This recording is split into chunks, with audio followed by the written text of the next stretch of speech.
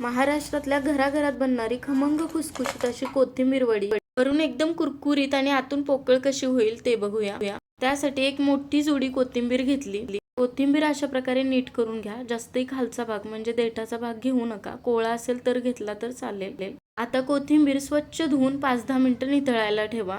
पाणी निथळलं की बारीक चिरून घ्या। आता एका बाउल मध्ये चिरून घेतलेली कोथिंबीर घातली। आता 12-13 लसणाच्या पाकळ्या, 1 ते 1.5 इंच आलं, 2 हिरव्या मिरच्या, अर्धा ते 1 चमचा जिरे घालून बारीक वाटून घेतलं। आता वाटलेला खरडा घातला। त्यानंतर 1.5 कप बेसन घातलं, चवीप्रमाणे अर्धा चमचा मीठ, पाव चमचा हळद, अर्धा चमचा काश्मीरी मिरची पावडर, भरपूर पांढरे तीळ, ओवा घालून छान मिक्स करून घेतलं।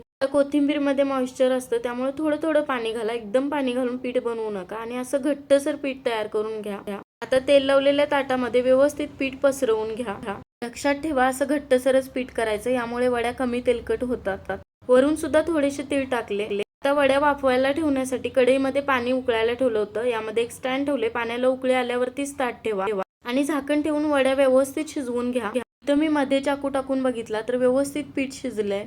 व्यवस्थित थंड झाल्यावरतीच वड्या कापून घ्या। अजून एक सांगायचं राहून गेलं, ताटामध्ये पीठ पसरवत असताना थोडंसं जाडसर पसरवा, जास्त पातळ पसरवू नका, कारण कोथिंबीर वड्या ह्या अशा जाडसरच असतात। इथं बघा, व्यवस्थित वड्या कापल्या गेलेत म्हणजे छान वड्या तयार झाल्या। आता गरम तेलामध्ये एक एक करत वड्या तळायला सोडल्या आणि छान दोन्ही साईडनं कुरकुरीत होईपर्यंत वड्या तळून घ्या। कोथिंबीर वडी कुणाकुणाला खायला आवडते कमेंट करून नक्की सांगा, कारण माझ्या घरात तर सगळ्यांची फेवरेट आहे। इथं मस्त खमंग कुरकुरीत अशा कोथिंबीर वड्या झाल्या। तुम्ही सुद्धा ट्राय करा आणि जाता जाता लाईक आणि फॉलो तेवढं करा।